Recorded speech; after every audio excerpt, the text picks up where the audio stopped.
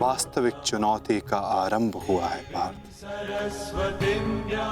अब तक युद्ध भूमि में जो तुम्हारे समक्ष थे वो केवल तुम्हारे प्रहारों को रोक रहे थे, परंतु अब कल जो युद्ध भूमि में तुम्हारे समक्ष होगा वो अपने सबसे घातक प्रहार तुम पर करेगा पार्थ।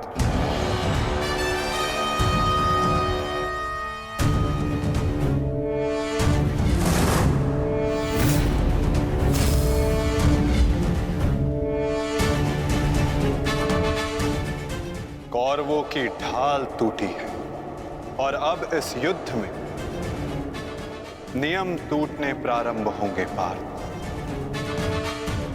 स्वयं को संभालो पार्थ और युद्ध के लिए सज्ज रहो, क्योंकि कल से प्रारंभ होगा वास्तविक महाभारत।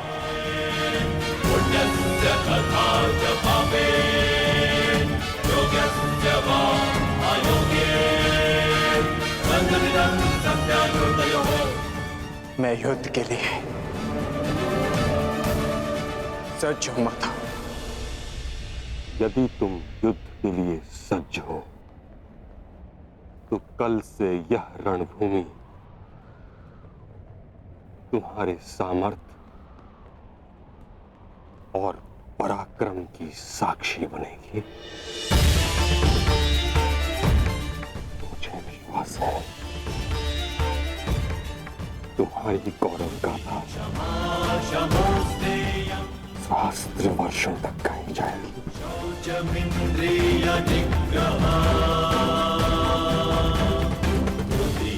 मैं आशा करूंगा कि इस युद्ध के पश्चात मैं गौरवशाली योद्धा कर्ण से भेंट कर सकूं।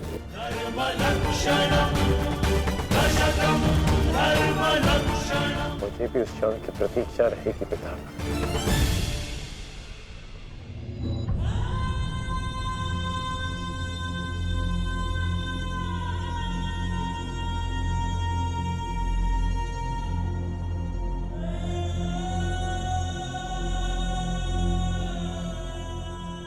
नियति का लिखा मैं नहीं बदल पाया कुंती। वर्षों जिस द्वंद्व को मैं और तुम रोकते रहे, कल से वह प्रारंभ होगा।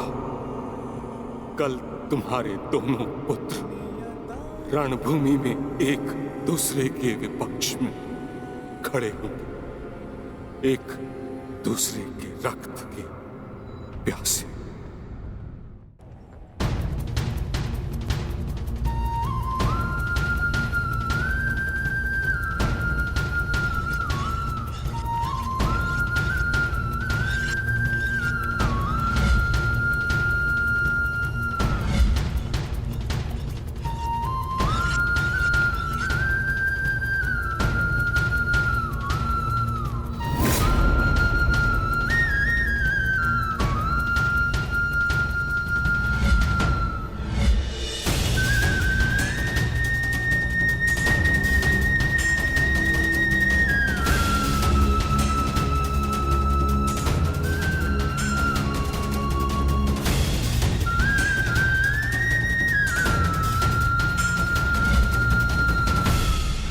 संसार के सर्वश्रेष्ठ धनुर्धर महाबली महामहिम भीष्म बाणों की शैया पर हैं। महाविनाश प्रारंभ हो चुका है और इस महायुद्ध में कोई भी जीवित नहीं बचेगा, ना कोई पिता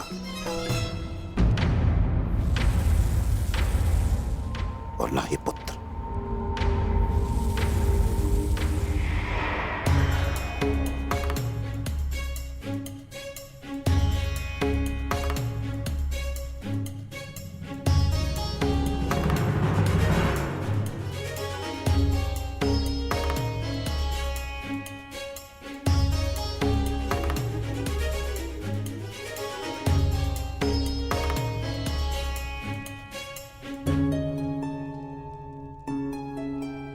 आपका स्वागत है आचार्य द्रोण। हम सब आप ही की प्रतीक्षा कर रहे थे। आइए।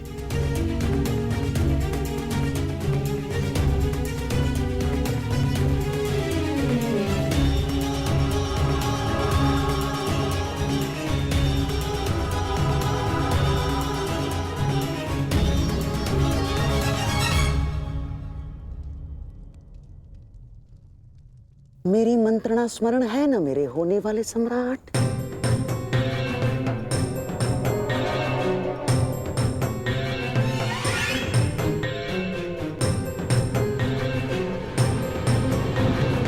आज का दिन युद्ध भूमि में हमारे लिए दुर्भाग्यपूर्ण था। हमारे प्रमुख सेनापति महामहिम पितामह भीष्म शत्रुओं द्वारा रणभूमि से बाहर कर दिए गए और यह सब संभव हुआ है उन पांडवों के छल के कारण। किंतु ये युद्ध अभी समाप्त नहीं हुआ है वीरों। यह युद्ध तब तक शेष है तब तक हमारी अंतिम सांसें शेष है। और मैं दुर्योधन ये वचन लेता हूं कि मैं इस छल का प्रतिशोध लूंगा, अवश्य लूंगा।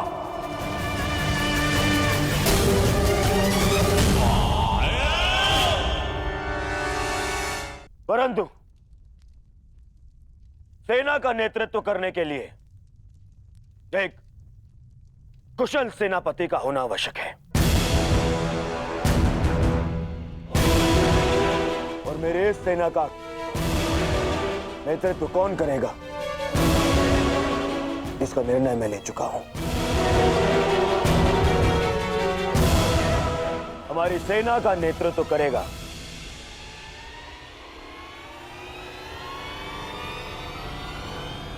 मेरा मित्र अंगराज कर्ण।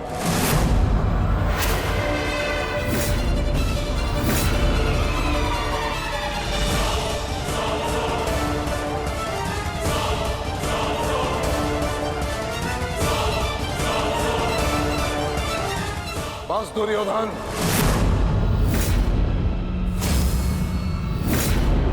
ये मेरा अपमान है और यह मत भूलो कि मैं तुम्हारा गुरुदेव हूं। और मैं अपने इस अपमान को कदापि सहन नहीं करूंगा। स्मरण रहे।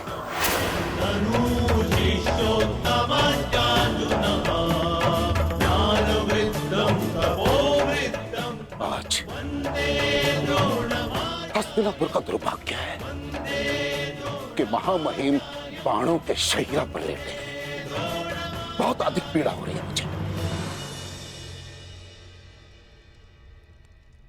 मुझे हस्तिनापुर लाया गया महामहिम द्वारा और किसी का द्वारा नहीं। और यदि महामहिम ने इस सूत पुत्र को अपने सेना में भाग लेने नहीं दिया तो मैं इस सूत पुत्र के अधीन रहकर इसके नेतृत्व में युद्ध कैसे कर सकता हूं? इसी कारण मैंने निर्णय लिया है कि मैं और अश्वत्थामा आज अभी और इस क्षण से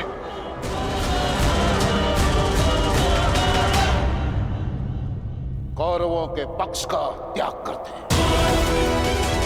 आचार्य,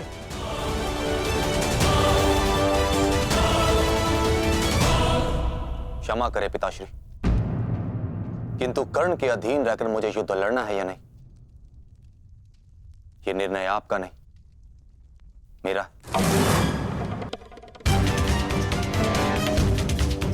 आप मेरी ओर से निर्णय नहीं ले सकते। बस अपने पिता और आचार्य से विवाद करने की अनुमति ना तो धर्म देता है और ना ही तुम्हारे भीतर का योद्धा। और एक योद्धा भी किस पक्ष से युद्ध करेगा, इसका निर्णय ना तो उसके आचार्य लेंगे और ना ही उसके पिताश्री।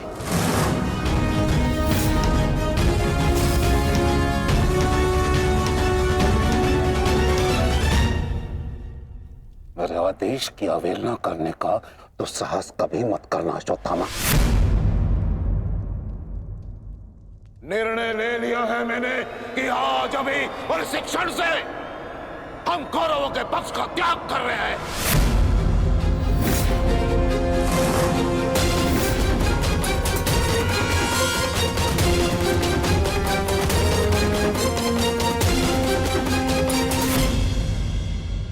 ले लिया है मैंने कि आज अभी और इस क्षण से हम कौरवों के पक्ष का त्याग कर रहे हैं।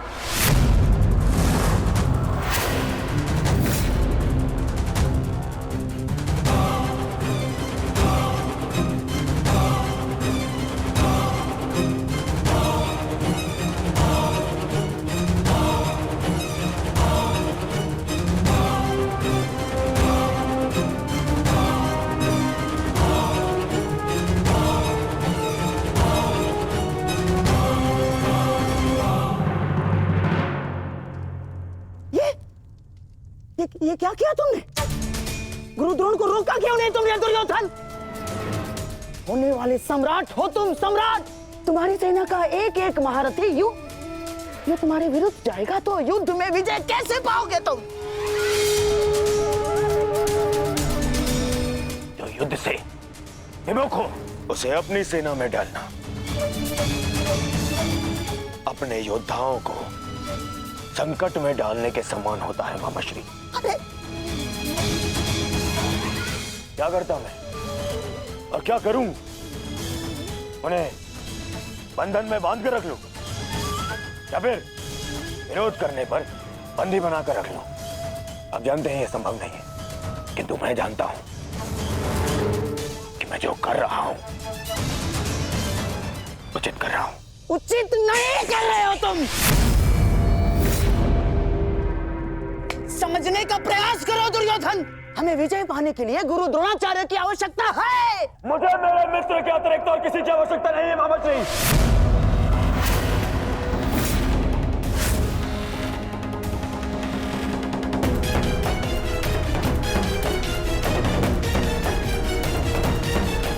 आओ सेनापति कर्ण, तुम्हारा स्वागत है। बताओ हम सबको कल के लिए हमारी क्या व्यू रचना रहेगी? मित्र, गांधार नरेश उचित कह रहे हैं। इस युद्ध को जीतने के लिए हमें गुरु द्रोण की आवश्यकता है। हाँ, देखो समझाओ इसे, समझाओ इसे। व्यू रचने में उनसे अधिक श्रेष्ठ और कोई नहीं, और पितामह के पश्चात केवल गुरु द्रोण हैं जो सभी पांडवों की दुर्बलता जानते हैं। इसलिए उनका हमारे पक्ष में होना बहुत आवश्यक है मित्र, और मैं तुम्हारी सुरक्षा के लिए सदैव तत्पर रहूंगा मित्र। ये मेरा वचन है। परंतु कर्ण, अब क्या किया जाए? गुरु द्रोण को कैसे मनाया जाएगा युद्ध के लिए?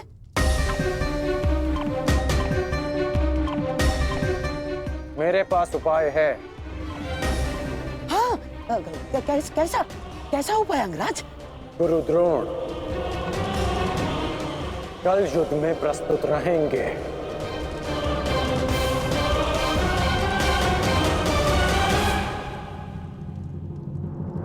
पिताश्री, आप चाहते हैं ना कि मैं युद्ध भूमि में ना जाऊं, तो ठीक है। यदि मैं रणभूमि में नहीं जा सकता तो अभी इसी क्षण पांडवों के शिविर में जाकर सबका वध कर दूंगा, परंतु युवराज दुर्योधन की सहायता जरूर करूंगा, चाहे इसके लिए मुझे अपने प्राण भी क्यों ना गंवाने पड़े।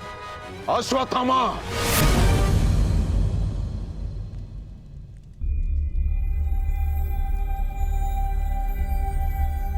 बात को समझने का प्रयत्न करो। तुम दुर्योधन की कोई मदद नहीं कर सकते, उल्टे तुम अपने प्राण संकट में डाल लोगे, और इसी कारण मैं नहीं चाहता कि तुम इस युद्ध में भाग लो, क्योंकि मैं तुम्हें इस प्रकार खोना नहीं चाहता।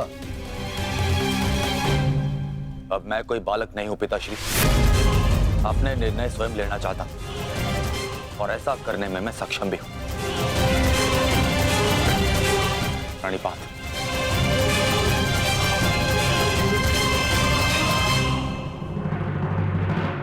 अब तक तो पितामह कौरव की रक्षा करते आए, परंतु अब कौरव की ढाल शेष नहीं। मैं विकोदर भीम उन पापियों का नाश करना आरंभ कर दूंगा। कौरव का नाश करने की प्रतिज्ञा पूर्ण करने का अब समय आ गया है। हाँ भ्राताश्री, जिसकी प्रतीक्षा थी वो समय आ गया। सूर्य उदय होते ही हम सभी इस युद्ध की समाप्ति का आरंभ करेंगे।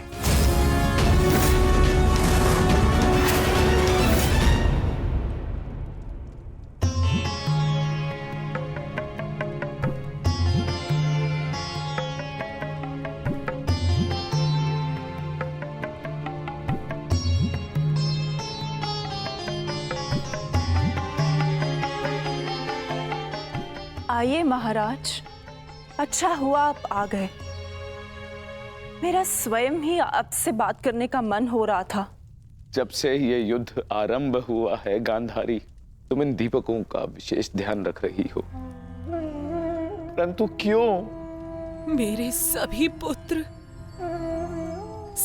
पुत्र उस युद्ध में गए हैं महाराज, और इसीलिए मैंने इन 100 दीपकों को अपने 100 पुत्रों की लंबी आयु की प्रार्थना के लिए जलाया है। अब ये 100 दीपक मेरे 100 पुत्रों की आयु का एकमात्र सहारा है। कहीं इन दीपकों को संभालते संभालते तुम अपने हाथ न जला लेना गांधारी। नहीं महाराज, जब एक माता अपने शिशु को जन्म देती है तो उसे अपने आप ही ज्ञात होता है कि उसका शिशु क्यों रो रहा है। एक पुत्र को कभी अपनी माता को अपने रुदन का कारण बताने की आवश्यकता नहीं होती।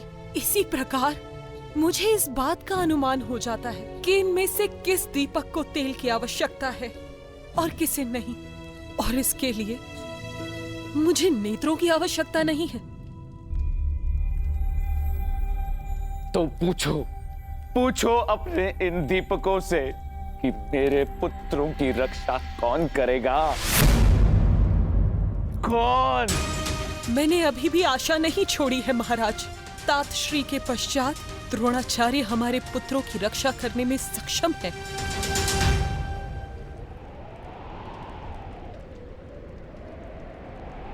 गुरुद्रोण बाहर आइए, शीघ्र बाहर आइए।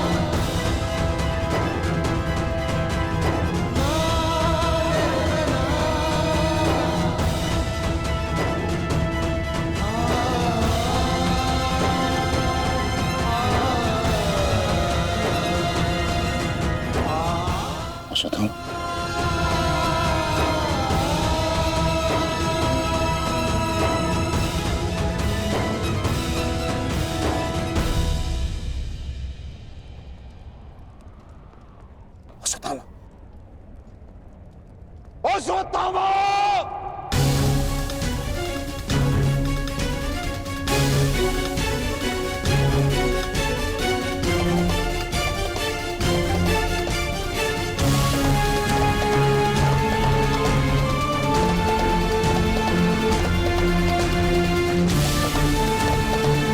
किसने किया ये सब पंगा? उत्तर दो मुझे, किसने किया? पांडव।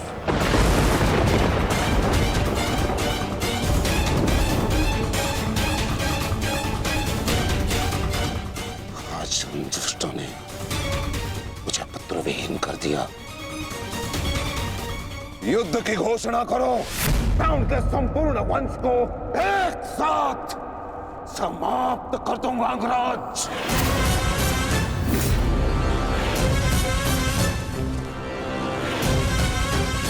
अपने पुत्र के हथियारों से मैं प्रतिशोध लूंगा, प्रतिशोध लूंगा। मैं पांडवों का अंत कर दूंगा, समूल नष्ट कर दूंगा उन्हें। अंगराज, तुम कौरवों के सेनापति हो ना, तो आज तुम्हारे सेनापति तुम्हें आज कौरवों की विजय होगी और पांडवों की हार, और ऐसी हार जो भूत है ना भविष्य।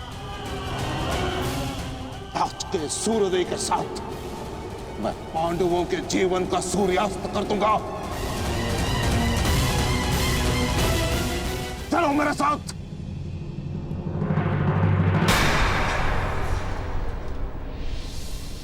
अब किस बात की प्रतीक्षा है अंगराज? सूर्योदय होने वाला है, चलो मेरे साथ। परंतु आप तो एक सूत पुत्र के अधीन युद्ध में भाग नहीं लेना चाहते थे आचार्य।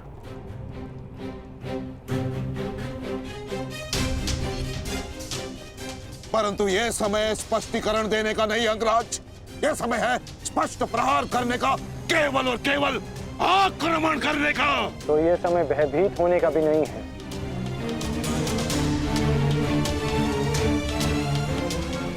घुमा फिरा के बातें मत करो अंगराज, जो कहना है स्पष्ट रूप से कहो। कहना क्या चाहते हो तुम? सत्य कहना चाहता हूं आचार्य। आपने ये युद्ध मेरे सूत पुत्र होने के कारण नहीं छोड़ा था।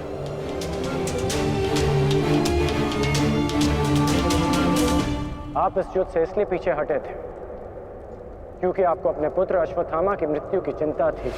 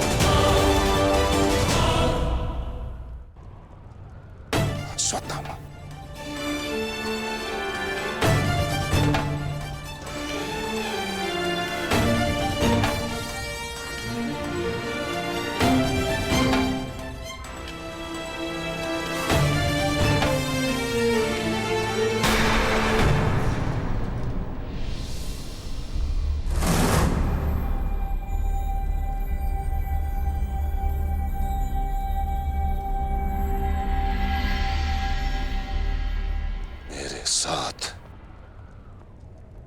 उपहास किया तुमने, उत्तर दो।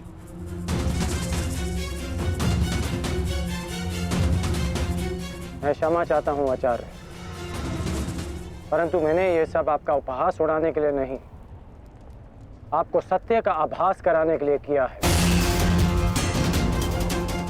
मैं केवल उस योद्धा को चिंता के भंवर से निकालना चाहता था जिसकी इस समय कौरव सेना को सबसे अधिक आवश्यकता है। आपके युद्ध न लड़ने का कारण मुझे आरंभ से ही ज्ञात था।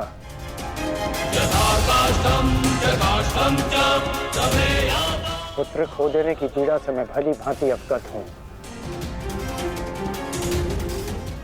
परंतु इसका अर्थ ये नहीं कि एक योद्धा अपना कर्तव्य निभाना भूल जाए।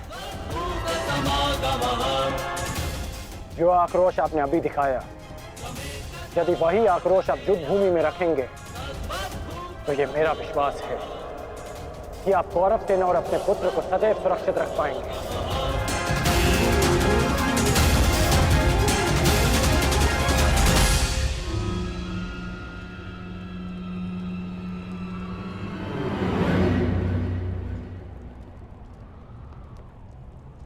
मुझे क्षमा कर दो दुर्योधन, मैं पुत्र मोह और कर्तव्य के मध्य उलझ गया था, बहुत कुछ भूल गया था। क्षमा कर दो मुझे।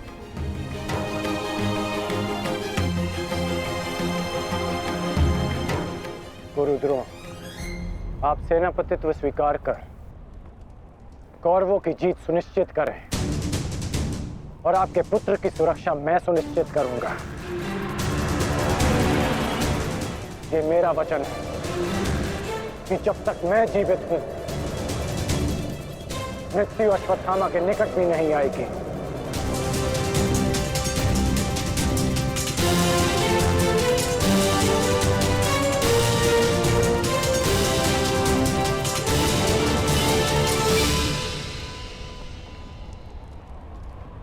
आपको इस प्रकार कष्ट देने के लिए मैं आपसे क्षमा चाहता हूं पिताश्री, किंतु आपका पुत्र और एक शिष्य होने के नाते मैं आपको अपयश का भागी होने से बचाना चाहता हूं। पिताश्री, मैं आपसे एक वचन मांगना चाहता हूं कि जिस क्षण आप रणभूमि में उतरेंगे उसी क्षण आप अपने हृदय से मेरे प्रति पुत्र मोह को त्याग दें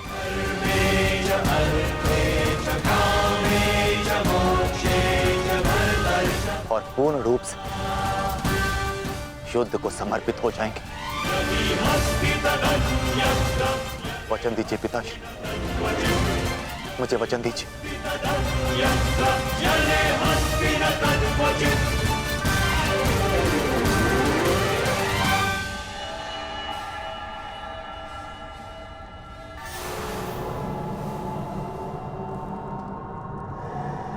मैं वचन देता हूं,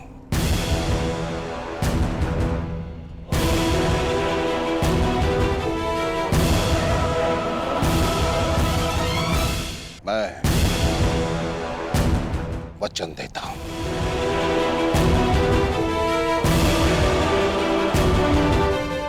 सूर्योदय होने वाला है, आओ युद्ध की तैयारियां करें। मुझे गर्व है कि मैं सेनापति द्रोणाचार्य के ध्वज के नीचे युद्ध करूंगा।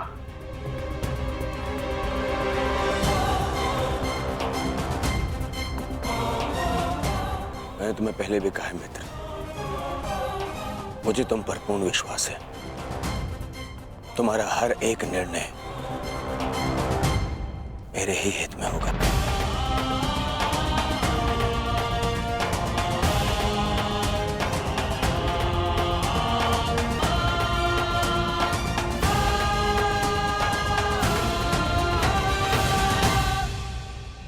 अद्भुत अंगराज, अद्भुत।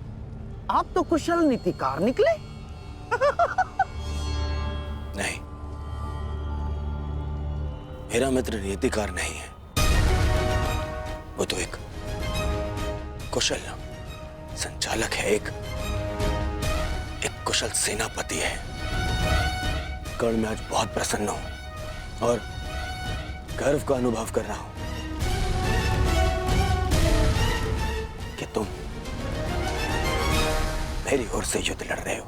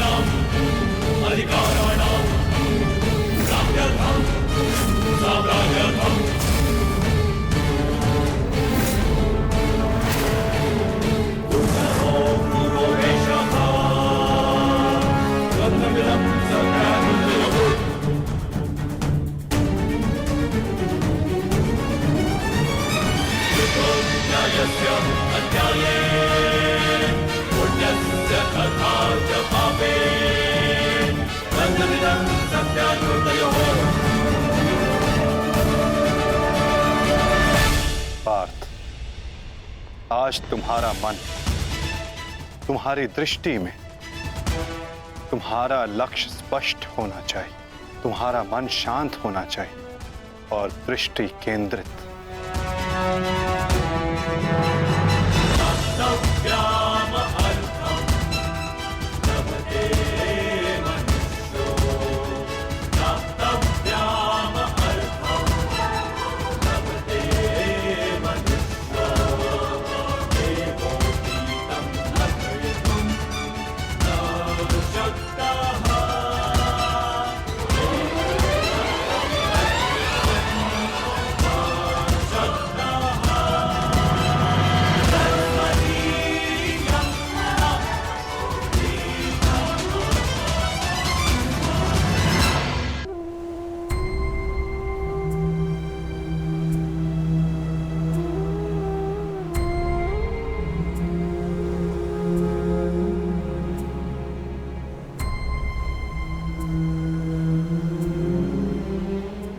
मुझसे कुछ मांगने आई हो सुप्रिया? जो मैं आपसे मांगना चाहती हूँ वो आप मुझे नहीं दे सकते अंगराज। क्या चाहिए तुम्हें? एक माता अपने पुत्र का जीवन मांगती है। मेरे पुत्र हुसैन का जीवन मांगती हूँ मैं आपसे। दे सकते हैं? नहीं ना, क्योंकि इतने बड़े दानवीर भी नहीं हैं आप अंगराज। इसलिए अनुमति मांगने आई, जाने की अनुमति। मुझे समय चाहिए, तब तक जब तक मुझे आपको देखकर मेरे पुत्र की याद आनी बंद हो जाए।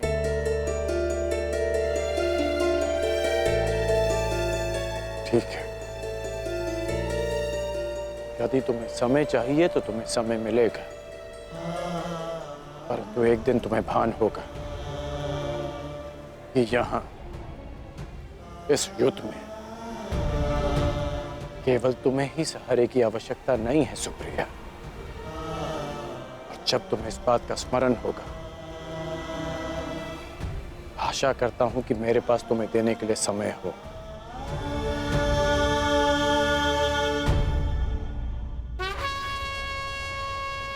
युद्ध का 11वां दिन।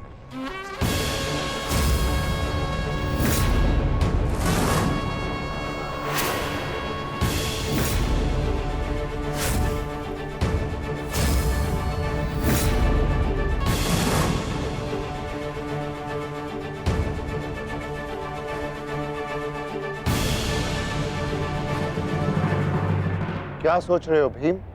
कौरवों की गिनती कर रहा हूं ज्येष्ठ, जिनका मैं आज से अंत करना आरंभ करूंगा।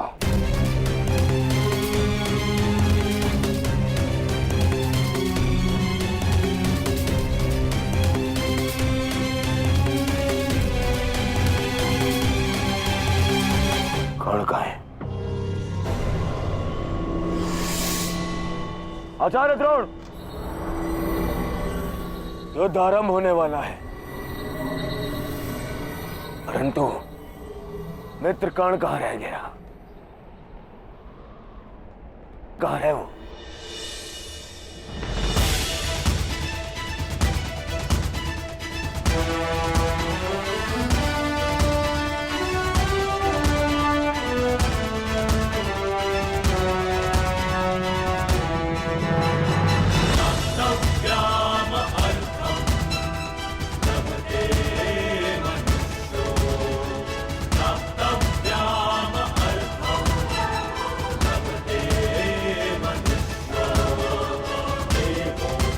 संसार के वीर योद्धाओं से कहीं अधिक श्रेष्ठ सिद्ध होगे। मैं तो चिरंजीवी हूं, तुम मृत्युंजय कर्ण बनोगे। कर्ण बनोगे।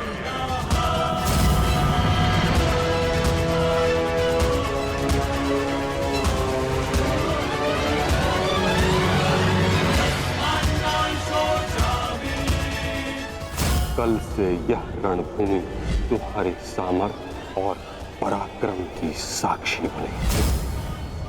हे मृत्यु यार, यदि तू आने को प्रसन्न मुख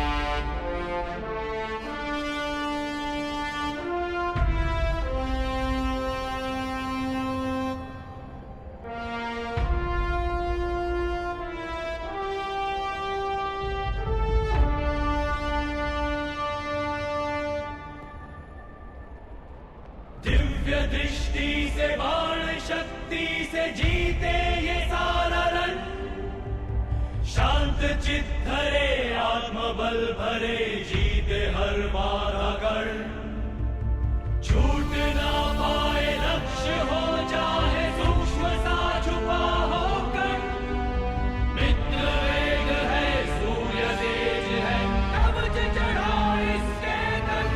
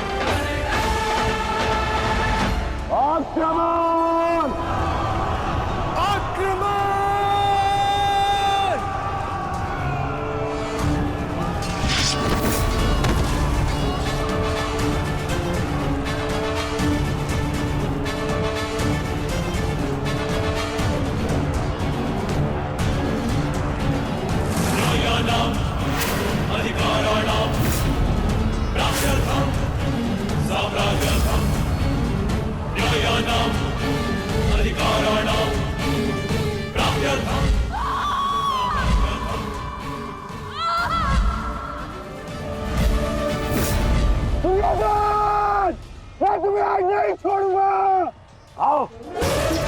नकुल, व्यू का घेरा मत तोड़ाओ। ठहरो नकुल, ठहरो। सहदेव, हमें नकुल की सहायता के लिए उसके पीछे जाना होगा अभी।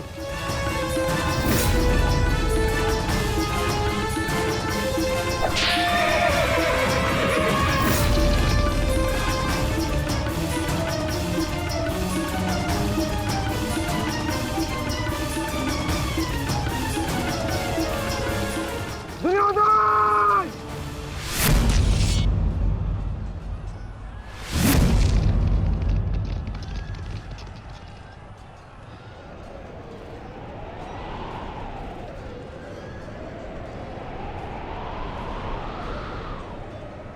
कुरुक्षेत्र की इस युद्ध भूमि में तुम्हारा स्वागत है, महारथी कर्ण।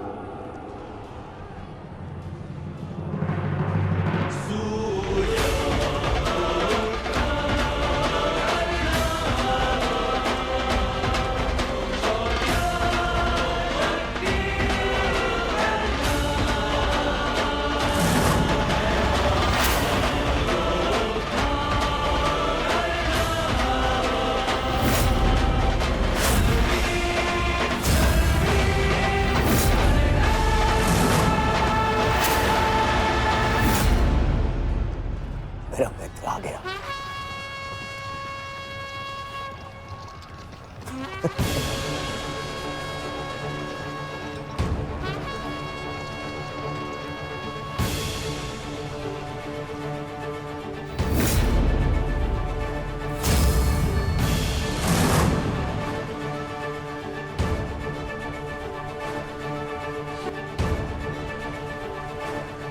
सज्ज हो ना पार्थ।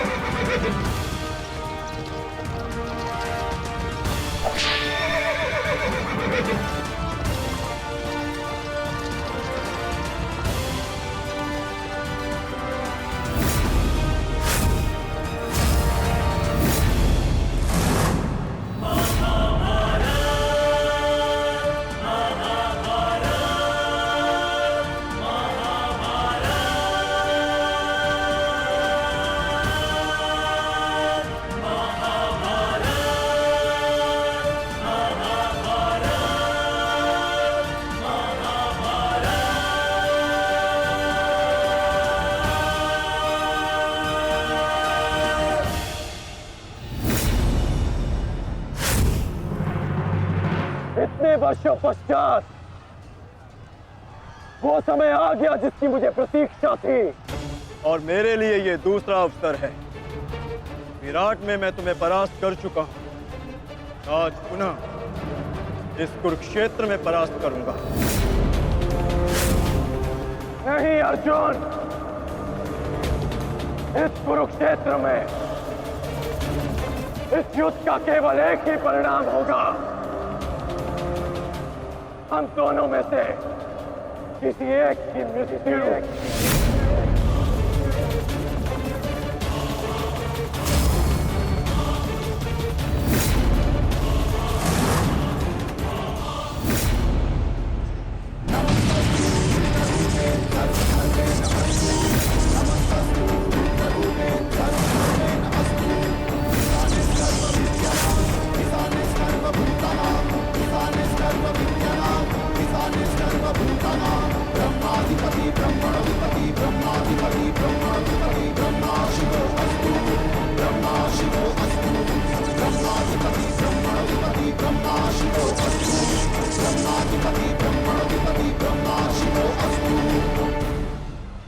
देवराज इंद्र की अमोघ वाष्पी शक्ति।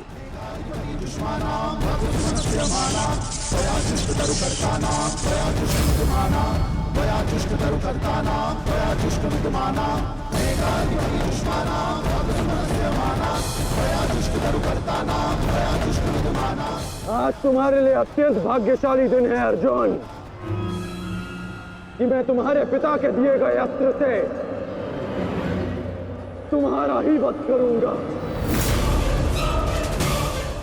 सावधान अर्जुन!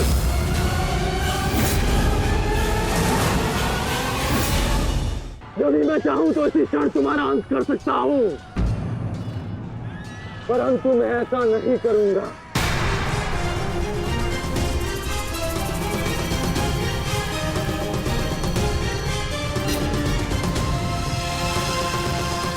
क्योंकि यदि मैंने ऐसा किया तो एक प्रश्न सदा के लिए अनुत्तरित रह जाएगा कि हम दोनों में से कुशल योद्धा कौन है।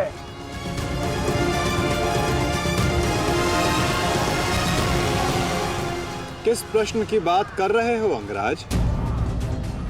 यदि मैं इंद्रदेव के दिए गए अस्त्र से अर्जुन का वध कर देता हूं तो सभी ये कहेंगे कि मैं अर्जुन से द्वंद्व करने में भयभीत हो गया, इसलिए मैंने युद्ध के आरंभ में ही इस अस्त्र का प्रयोग किया। अर्जुन, तुम्हें स्मरण है ना कि मैंने तुमसे क्या कहा था कि तुमने मेरे पुत्र को गौरवपूर्ण अंत दिया, तो मैं भी तुम्हें गौरवपूर्ण अंत दूंगा, और उसका आरंभ मैं इसी क्षण करता हूं।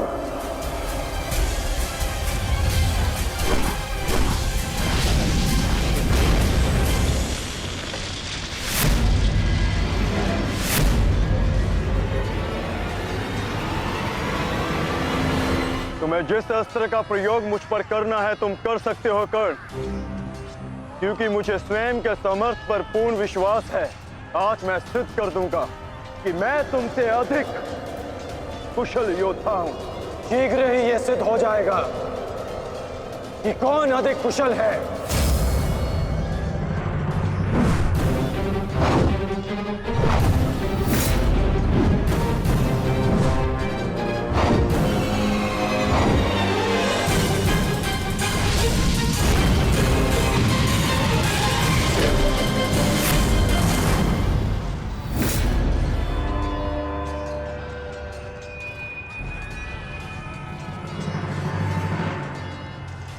सावधान पार्थ, तुम्हारे समक्ष तुम्हारा सबसे कुशल प्रतिद्वंदी खड़ा है। गंगा पुत्र केवल तुम्हारे प्रहारों को रोक रहे थे, परंतु कर्ण तुम पर प्रहार करेगा और तुम्हें उसके प्रहारों से सावधान रहना है। स्वयं को बचाना है पार्थ।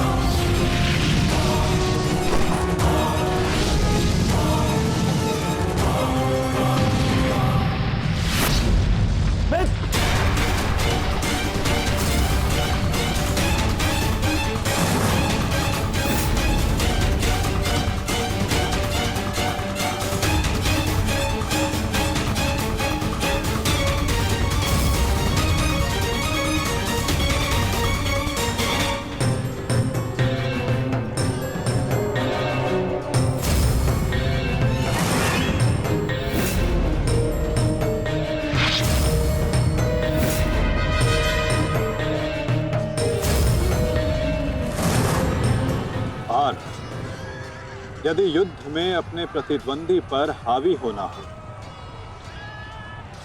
तो अपने क्रोध को स्वयं पर हावी होने मत दो।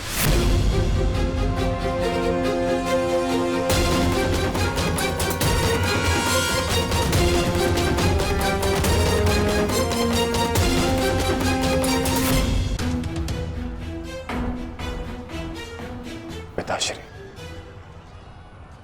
आपके इस पुत्र को किसी दिव्य कवच की आवश्यकता नहीं है।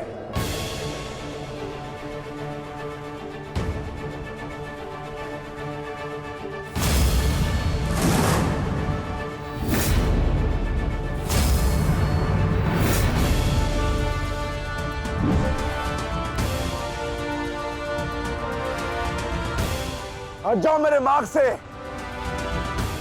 मेरा लक्ष्य वो 100 कौरव भाई है, तुम लोग नहीं।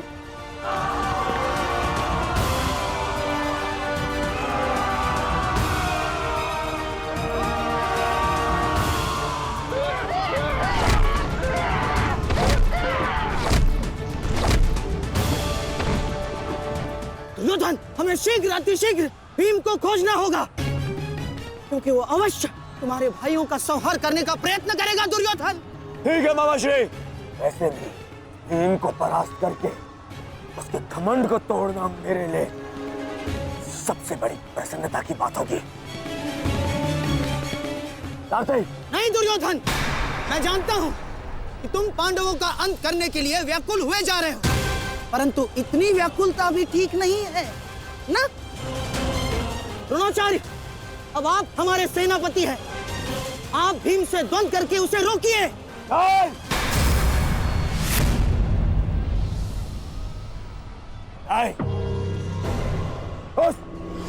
उस भीम के लिए मैं ही पर्याप्त हूं और किसी को उसके लिए जाने की आवश्यकता नहीं है।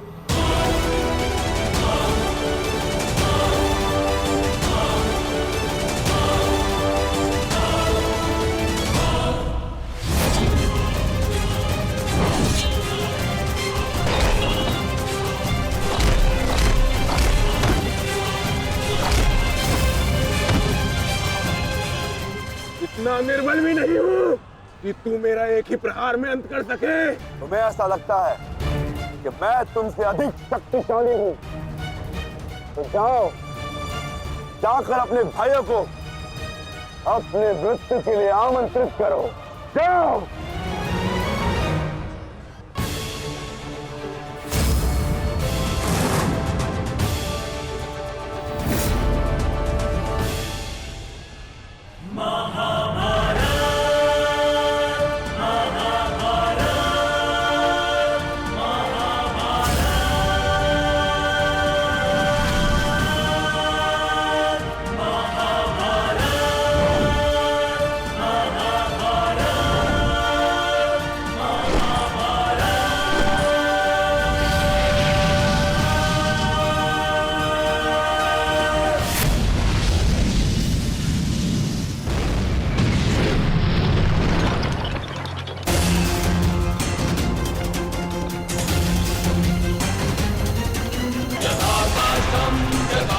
स्वयं को संभालिए अंगराज, रथ मेरे हाथ से बाहर हो रहा है।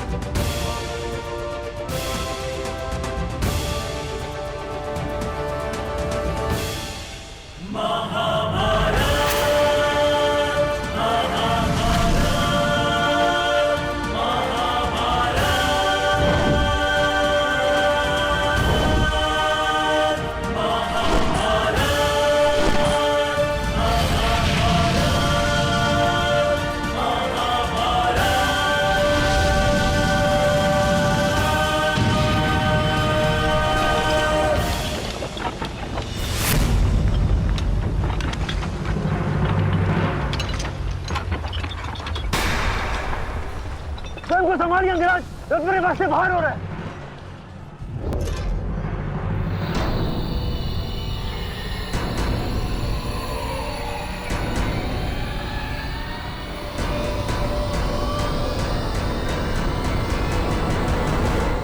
आदेश करें अंगराज। जब परिस्थिति पीछे ढकेले तो मनुष्य को आगे बढ़ परिस्थिति को पीछे ढकेल देना चाहिए।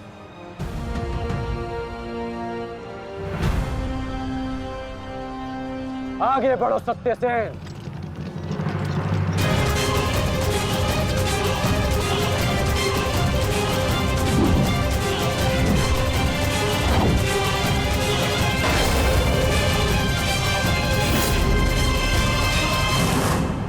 पिछली बार वो भाग्यशाली निकला, और परंतु हर बार उसका भाग्य उसका साथ नहीं देगा। आचार्य, मैं जाके उस भीम को संभालता हूं। आप यहां रुक के सेना का नेतृत्व की। चलो साथ ही।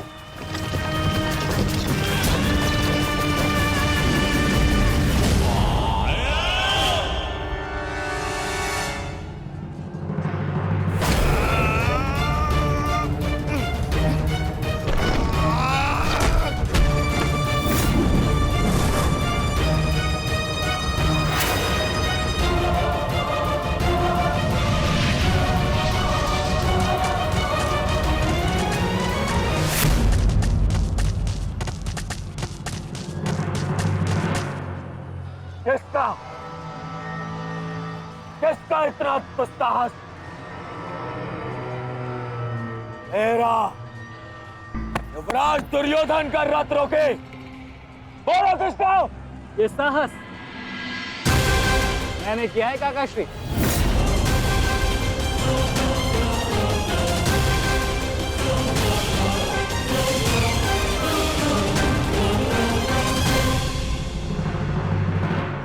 अब बताओ गदाधारी भीम, हम पांचों के साथ युद्ध करने में तुम्हें कहीं भय तो नहीं लग रहा है? भय और भीम को तुम कौरव भाइयों से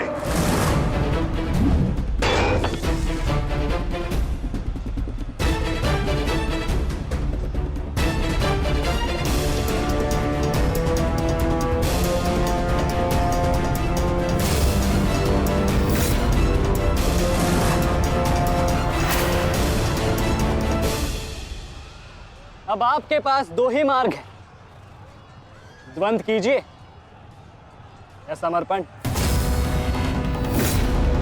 जाओ बालक, जाओ जाओ, जाके कहीं और खेलो।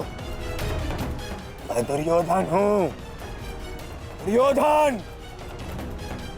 मेरे साथ द्वंद्व करना भारी पड़ेगा तुम्हें। इस भ्रम में मत रहिएगा काकाश्री कि मैं आपसे द्वंद्व करने में सक्षम नहीं।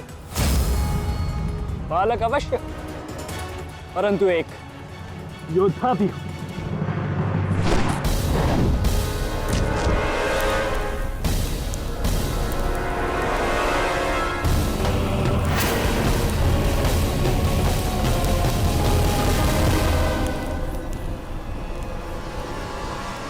उत्तम,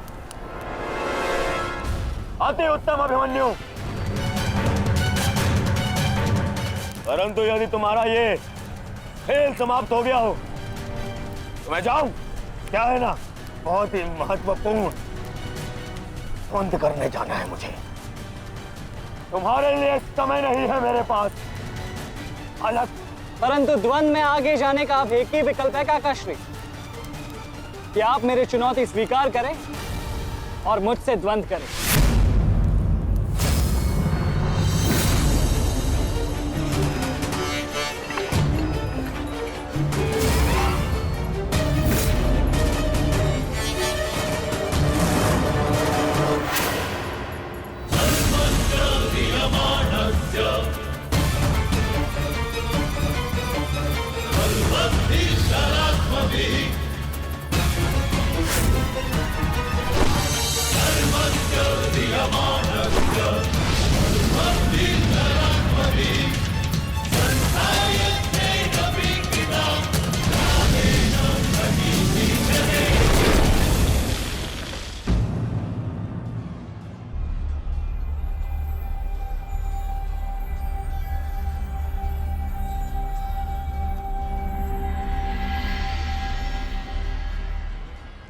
ऐसा शीन प्रहार जो मेरे रथ को हिला भी ना पाया।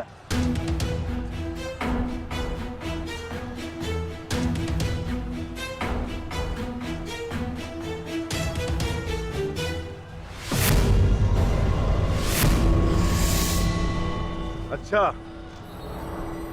तो सब घेर कर प्रहार करोगे?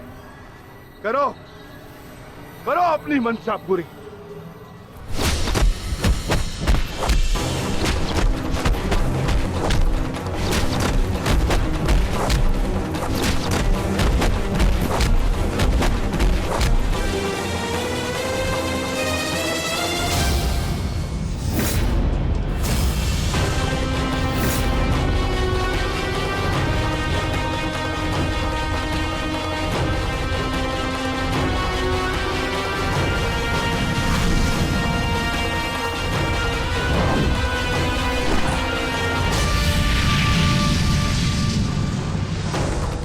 सावधान अंग्रेज!